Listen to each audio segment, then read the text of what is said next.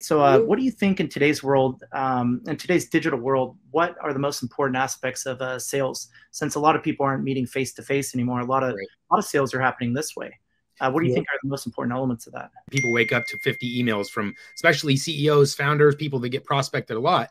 They're just inundated with text-based emails constantly. And it's, you know, hey, company name, first name, like at best, that's the Yeah, personalization that's out there. And yeah, so this problem is the noise, the amount of traffic that's out there, and then the lack of personalization. I think those two things are a big problem. And so one of the keys is getting back that human element. The whole COVID thing created problems for that in-person connection, but we're sort of coming back to things regular now. In person is really powerful, but when you're looking to scale, you can't have that in-person connection, you know, more than what, like once a day or something, right?